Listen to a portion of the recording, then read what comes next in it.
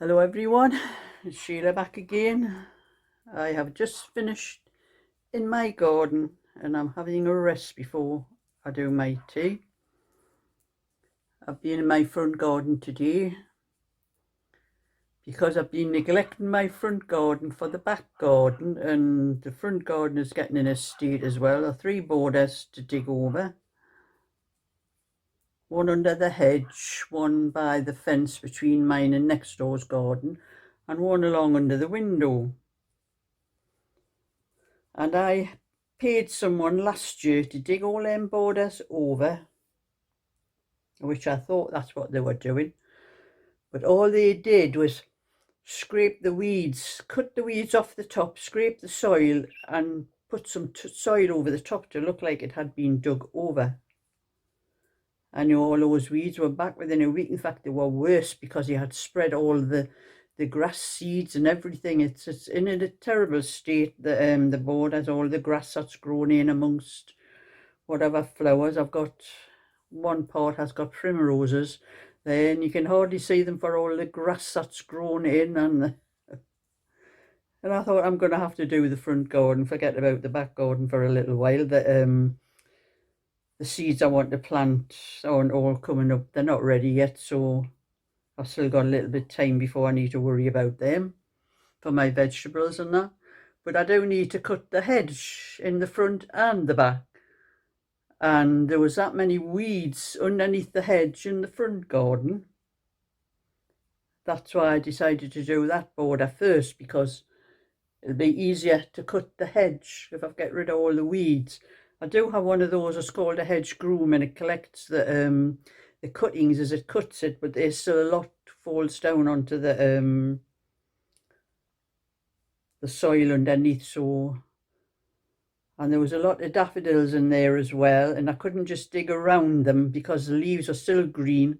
They haven't turned brown. That's what I usually do. I usually tie them off and leave them until, you know, then it's ready to cut them off. But I couldn't do that because of having to dig the whole border over. I had to dig them out.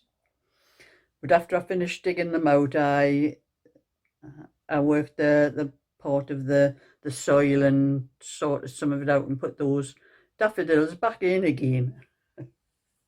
I've left the green leaves on them so I can see where they are, but they'll not, because I've dug them out, they'll not grow any, you know, they won't feed the bulbs, look at it that way. But it's just so I know where they are when I do other things in the garden. And now I'm having a glass of juice.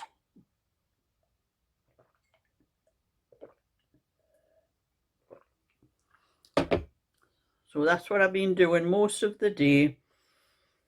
And while I was in the garden, the young girl, Vicky next door, was out with her little babies, about 16-month-old little Rio. She was in the garden with him, and we happened to mention about the worry worms. And she asked me if I would do one for her little girl, who's Berry, who was just coming up to 7. So I said I'd do one for her. I said they only take about 15 minutes to make, and I would get them, you know, while she was picking picking her up from school. And I thought to myself, I better do 2, because that's that little boy as well. He's bound to want one. If I give one to Berry, he'll want one. So I made 2. I had plenty of time while she was away, a good more than half hour, walking over to pick the kids up from picking the little girl from school. She has an older son as well, but he comes home by himself in different school. So I made a yellow worry worm and a red one.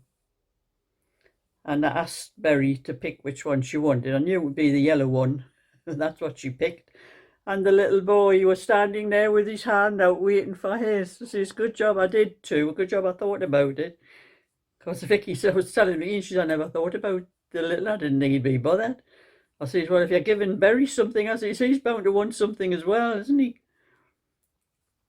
So that was my afternoon. I sat down for half an hour to have a break from doing the garden. That was when I did the worry worms. I sit down at my front door. So at least one border is done. I will show you my front garden when I get it all tidy. I'm not showing you the state it's in at the moment. But I've got a lot of flower seeds in my outhouse waiting them coming up so I can get them out ready for to put into little pots before they go into the garden. Some of them are nearly big enough, and I'll be putting some flowers in there as well, so that's what I wanted the borders dug for as well.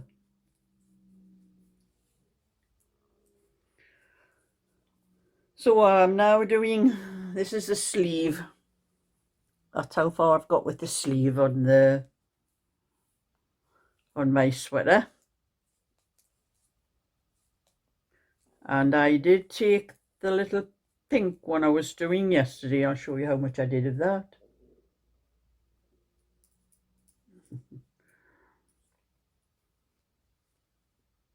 Oh, I'm in the middle of a row actually.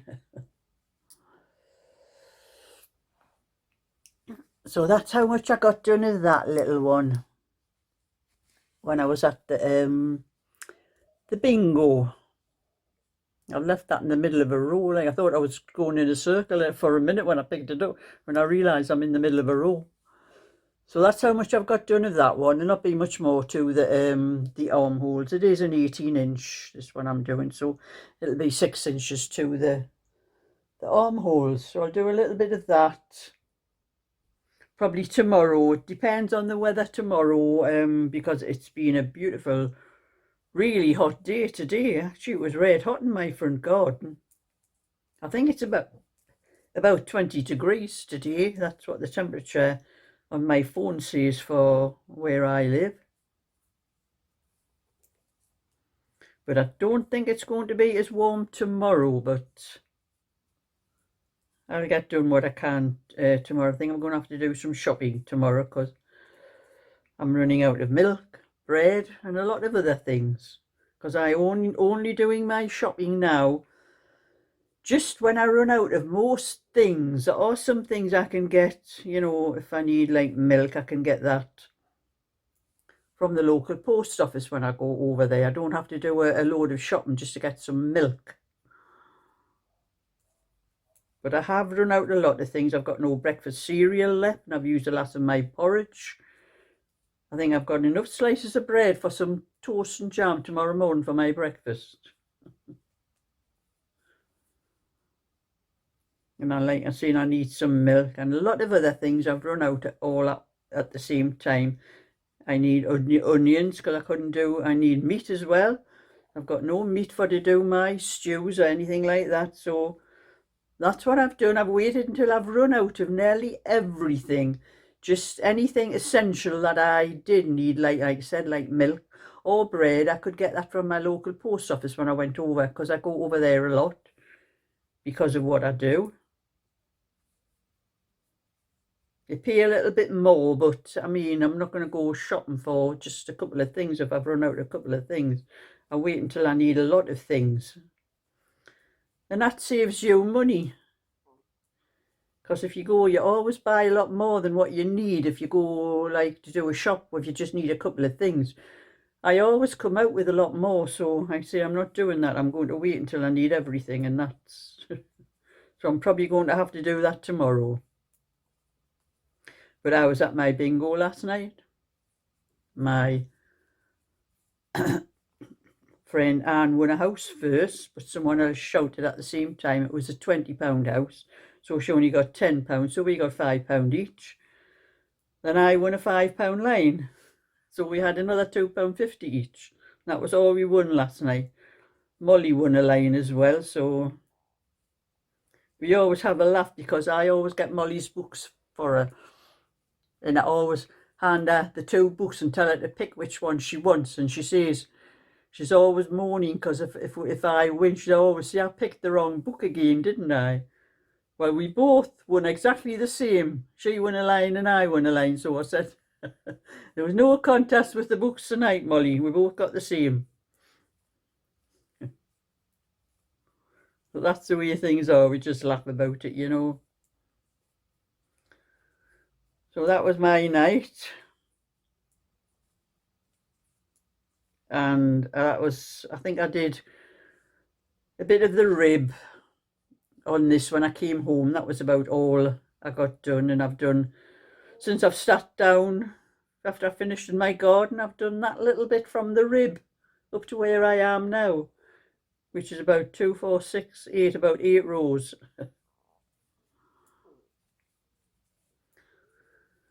So that's just a little bit what I've been doing today. Hopefully I'll get as much of this sleeve done as I can, and might possibly get the sleeve finished, and then I can get started on the other sleeve. And I may try and work this pattern out because it is quite an easy pattern. There's not a lot of stitches to the actual pattern because the pattern is only knit 3, purl 1. Where if I to work out other sizes, I can work out how many stitches either side I need to do for the pattern. It's just some other patterns like lacy patterns and all that. There's a lot more complicated, the stitches for the pattern, and I can't work those out in my head.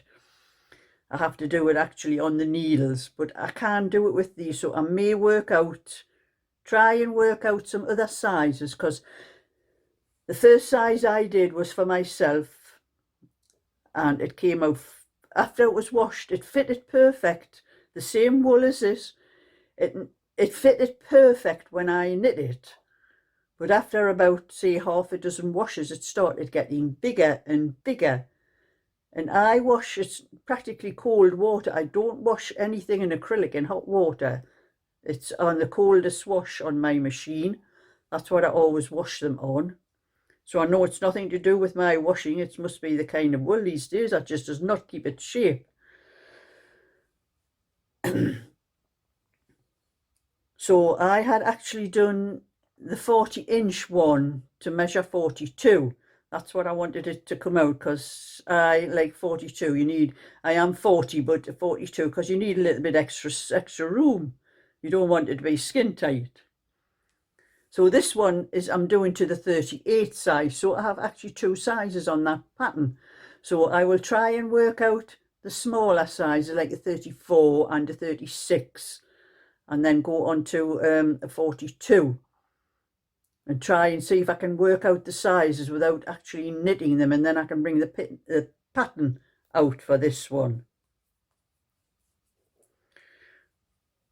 But I think I'm knitting this one as well on smaller needles. I'm only using 3-point for the main part of it after the rib. I'm just using 3.75 needles to make the stitches not particularly smaller but tighter, so that it may keep its shape better. I'm going to try that with a few, because most of the things I've knitted for myself lately have all stretched. They've all went larger.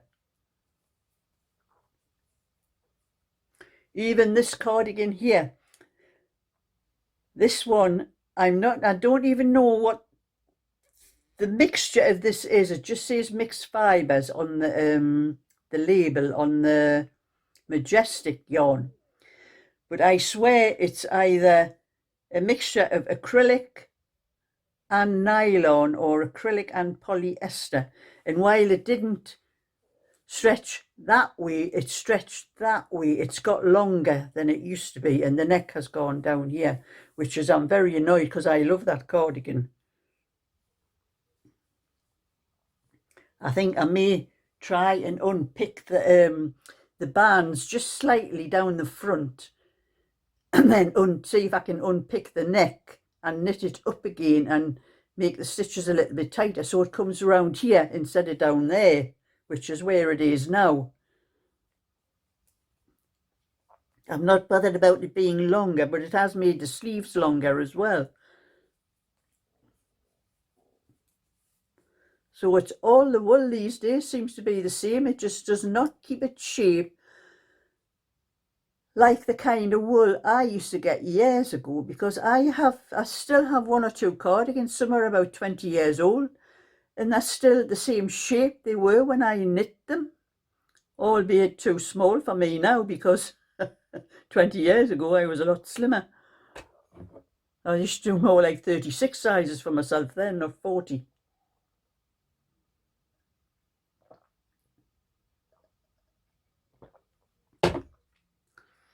But that's me moaning on again about something, so I'm going to say thumbs up and subscribe, and I'll catch you all another time. So bye for now.